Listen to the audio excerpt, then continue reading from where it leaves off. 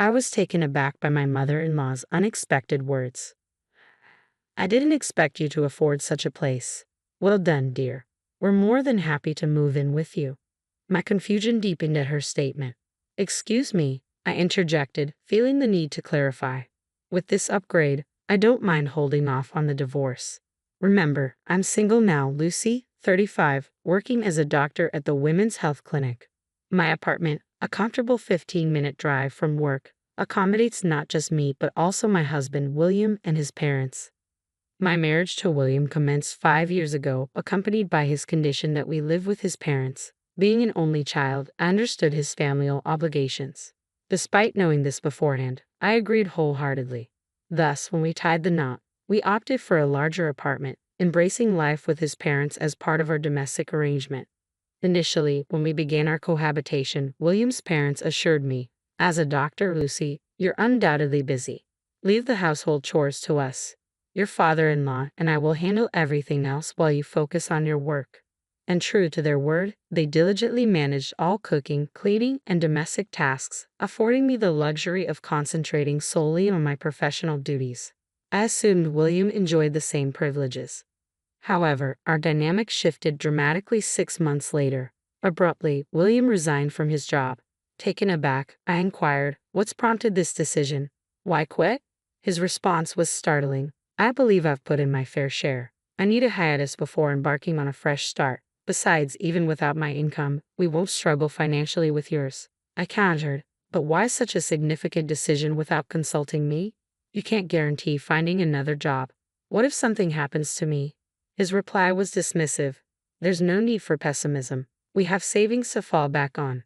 Attempting to reason, my mother-in-law intervened. "Now, Lucy, don't be too hard on him. William has toiled diligently thus far. A break is well deserved. Wouldn't you agree? You can compensate for his absence by working a bit harder." Stunned into silence, I pondered the unfairness of her suggestion. My workload was already demanding, and it seemed ludicrous to imply that I should bear the brunt of our financial responsibilities while William enjoyed a respite. After all, I too faced challenges. Upon hearing my retort, my mother-in-law's expression shifted abruptly. With raised eyebrows, she retorted, "Let me remind you, Lucy, you're not the sole one grappling with difficulties here. While you were at work, your father-in-law and I were tending to the household tasks alongside our own jobs without respite. If you insist on such talk, we'll cease our contributions to the household. From now on, you're on your own." Her words struck me dumb. With that declaration, my mother-in-law and William exited the room, heading to the living room to watch TV. Thus began my solitary struggle to juggle both household chores and my job. No one else would lift a finger to help. Takeout meals became a regular occurrence, likely to stave off hunger in their absence of cooking. However, their preferences leaned towards pricey options like sushi, leading to mounting demands for increased funds to cover food expenses. "Lucy, ensure there's enough money for our meals. Are you aiming to starve us?" they plead. Even when I urged restraint, my mother-in-law would counter, "How heartless to suggest scrimping on food when we're confined at home with no other indulgences. You're such a heartless person, neglecting your responsibilities to care for your in-laws." "Perhaps divorce is the answer," he declared. Exasperated, I relented, increasing the funds allotted for food, enabling my in-laws and William to indulge in whatever culinary desires they fancied. During a brief break from work, I dashed to a nearby gas station to pick up a few essentials. Upon reaching the counter for payment, I realized my card was missing and my wallet seemed lighter. Momentary confusion gripped me before I hurried home immediately after work. Bursting into the living room, I was met with the sight of a gleaming new television. "Welcome home, Lucy." "Back so soon," chimed in William, his voice laced with fond innocence. "Isn't it splendid, Lucy?" added my mother-in-law, their faces adorned with sinister smirks. "What's this? How did you manage to afford this?" I questioned, baffled by the sudden splurge. "We had savings, obviously." "Savings," came the casual reply. My mother-in-law seized the opportunity to chime in, her tone dripping with fond gratitude. "Oh, Lucy, we had no idea you were saving so diligently for us. You should have mentioned it sooner. With your dutiful contributions, we can now enjoy even more luxuries. You've finally proven your worth as a daughter-in-law." Spotting my card on the table, I exclaimed, "Wait, did you use my savings? And how did you obtain the PI?" Their response was dismissive. It's simple to deduce. After all, we're family, my mother-in-law asserted with a satisfied grin. Using William's birthday as the PIN shows your affection for him, she added, seemingly pleased with her deduction. I didn't choose the PIN with William in mind. It simply remained unchanged since our marriage, and my feelings towards William are not as they once were, I confessed. Unfazed, both my mother-in-law and William continued their audacious demands. You haven't fulfilled your duties as a daughter-in-law thus far. There's no need to make a fuss over this. Your obligation is clear. Hand over your savings to us quietly. We expect $3,000, no, $4,000 monthly from now on. Don't try to hide your earnings. Ensure we receive our fair share, they insisted.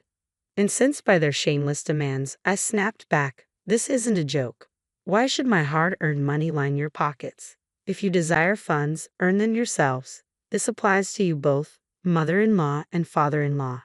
Show some decency and consider household finances before attempting to extort from me. The room fell into a heavy silence, the weight of my words hanging in the air. Yet it took no time for my in-laws to retaliate. Such impertinence, daughter-in-law. Is that how you address your mother-in-law? We see no semblance of gratitude from you. What use is a daughter-in-law who only brings money? Your audacity is beyond belief. There's a line you've crossed, my father-in-law seethed. William, unable to contain his frustration, stormed off to his room, though he soon returned with a piece of paper in hand. Here, he thrust it towards me. It was a divorce decree. To my disbelief, not only was William's signature present, but also those of my in-laws as witnesses. File it if you dare, but be prepared to vacate this condo. Living with a stranger is out of the question. Unlike his wife, William is capable, my father-in-law declared sternly. Lucy will overlook your outburst as a momentary lapse. However, any further defiance will lead to your divorce, they jeered, their laughter filling the room. Anger boiled within me, but so did a glimmer of satisfaction. Yet now wasn't the time for retaliation.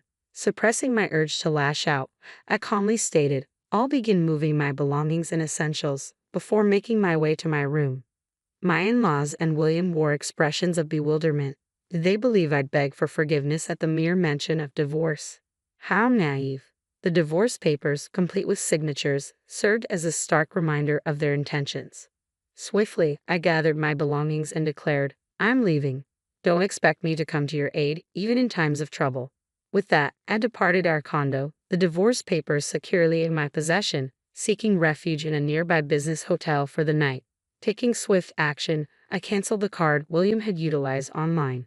Upon checking my balance, I discovered that the once plentiful account, boasting over $10,000, now contained a mere $3,000. Curiosity piqued, I pondered over their extravagant expenditures.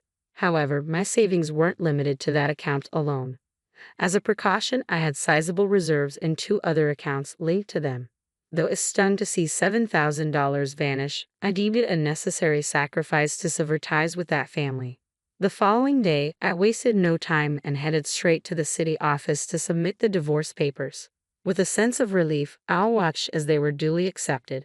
To assure the finality of the matter, I double-checked my family register certificate, confirming my newfound status as a divorced individual. At last, I had severed ties with that troublesome mother-son duo. While the urge to rejoice surged within me, I remained composed, knowing there were still tasks at hand. My next stop was a real estate agency, where I attended to 2 crucial matters. Firstly, I invested in a home of my own, utilizing the savings I had diligently accrued over the years. Through this process, I came to grasp the true significance of living life on my own terms. The realization dawned upon me that freedom was a precious commodity, one that could easily be compromised. I understood the importance of seizing opportunities promptly and asserting my autonomy without hesitation. I settled into my new single-story house, reveling in its spacious living room, practical kitchen, and a coveted walk-in closet, all mine. Determined to make it truly mine, I spent the day furnishing every nook and cranny, moving in whatever I could manage. The following 3 days were a whirlwind of shopping, acquiring essentials, and indulging in the thrill of creating my sanctuary. While the expense of replacing everything was significant, I deemed it a worthy investment for a fresh start. A few days later, as I sat down to dinner around 8 p.m., the doorbell interrupted my solitude. Curious as to who could be calling at such an hour, I glanced at the intercom screen to find a familiar sight. William, my former mother-in-law, and my former father-in-law. Almost a nostalgic scene.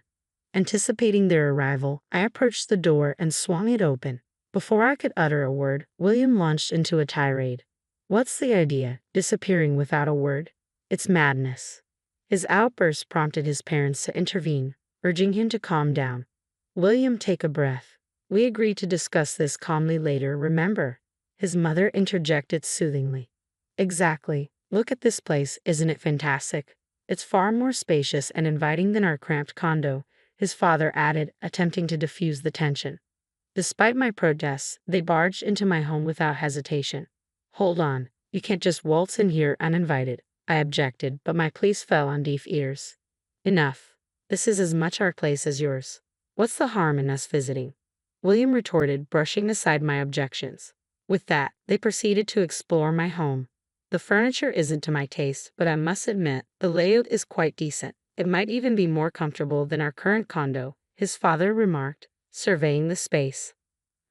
I never imagined you could afford such a place. Well done, dear. We don't mind moving in with you, my mother-in-law remarked. Excuse me, we're informing you that we've approved this condo. We'll be residing here with you. Perhaps we can overlook your past transgressions. Though your conduct as a daughter-in-law has been superb, we acknowledge your gesture in securing this residence for us. Perhaps William will find it satisfactory. I suppose I can overlook this. If we can reside here, I don't mind remaining married to you, she continued.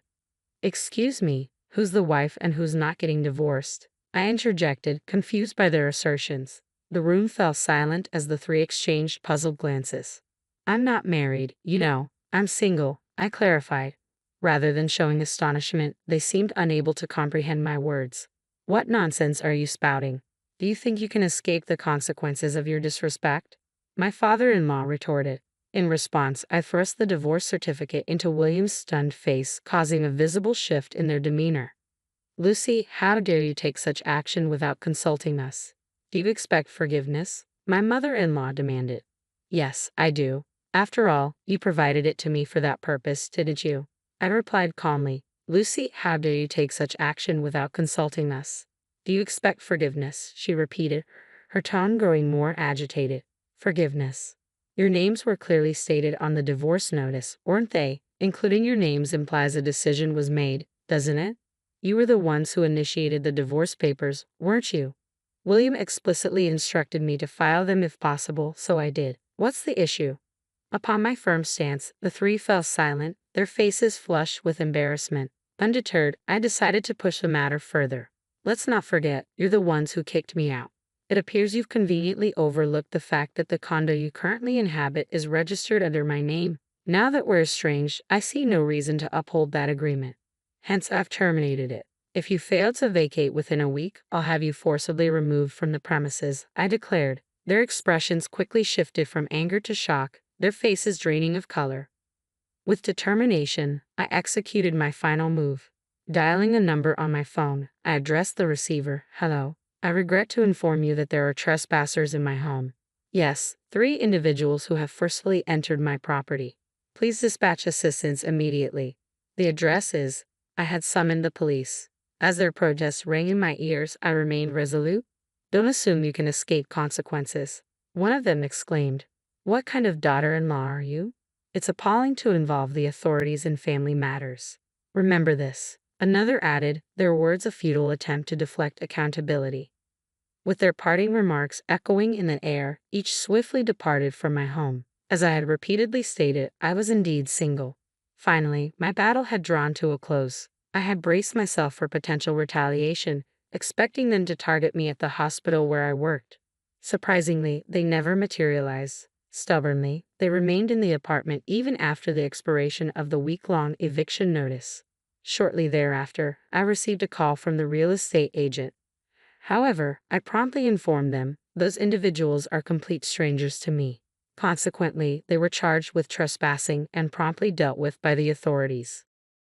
Each was fined $1,000, but unsurprisingly, none could afford to pay. A relative from the countryside stepped in and settled the fines on their behalf. Subsequently, they were forcibly relocated to the countryside. It's likely that by now, they're toiling away on a farm, unpaid, under the watchful eye of their relative. For me, life is unfolding smoothly. Embracing my newfound independence, I've rediscovered the joys of living alone. After years of prioritizing others over myself, every day feels like a fresh start. Moving forward, I'm determined to savor each moment and seize the opportunities that come my way, ensuring that I make the most of this precious life.